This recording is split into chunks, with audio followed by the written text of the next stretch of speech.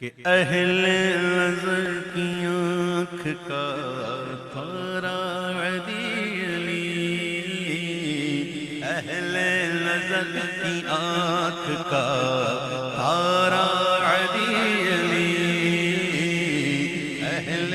نظر کی آنکھ کا تارا علی علی، اہل وفا کے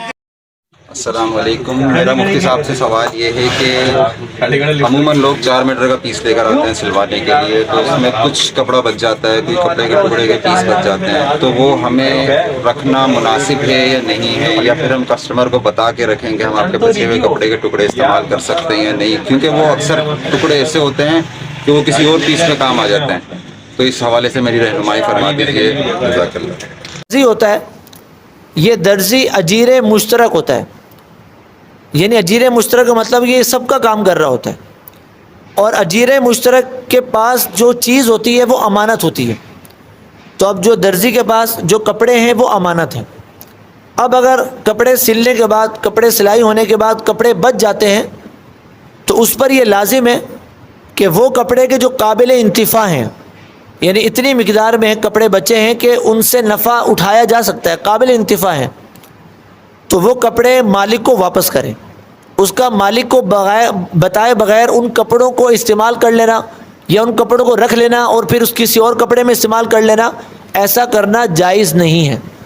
کہ یہ امین ہے، اور امانت داری کا تقاضا یہی ہے کہ جو کپڑے بچ جائیں وہ کپڑے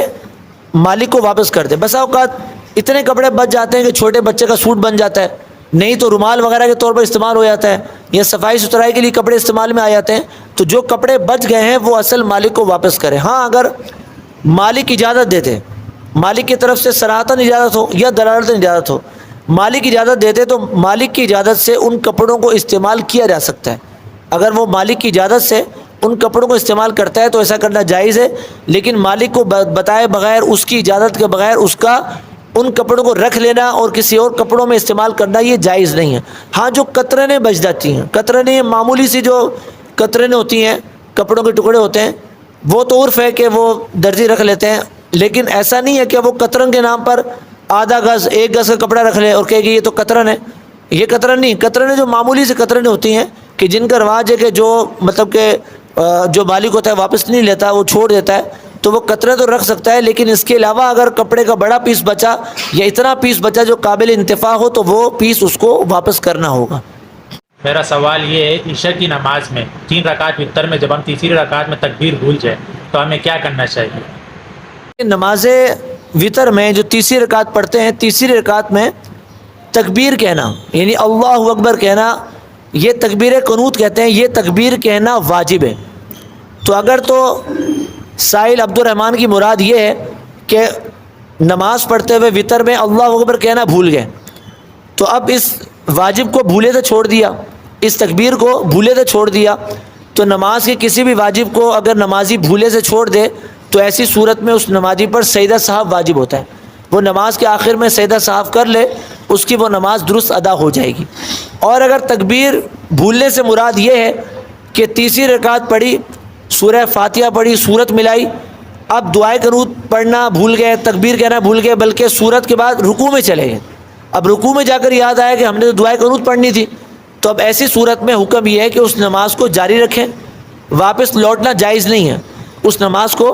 جاری رکھیں اور آخر میں سجدہ سہو کر لیں، وہ نماز درست ادا ہو جائے گی۔ کہ وتر میں تکبیر کہنا، تکبیر قنوت یہ بھی واجب ہے اور دعائے قنوت پڑھنا یہ بھی واجب ہے۔ تو اب اگر نمازی نماز کے کسی واجب کو بھولے سے چھوڑ دے تو ایسی صورت میں اس پر سجدہ سہو واجب ہوتا ہے۔ اچھا، دعائے قنوت ہمارے یہاں جو ایک مشہور دعا پڑھی جاتی ہے، اللہم انا نستعینک و نستغفرک، یہ جو مشہور دعا ہے دعائے قنوت، خاص اس دعا کا پڑھنا سنت ہے۔ اگر کسی کو یہ دعا یاد نہ ہو تو اس کو یاد کرنے کی کوشش کریں تاکہ سنت پر عمل ہو، خاص اس دعا کو پڑھنا سنت ہے۔ ورنہ اگر نمازی نے کوئی سی بھی دعا پڑھ لی، اللہم ربنا آتنا فی الدنیا یہ دعا پڑھ لی،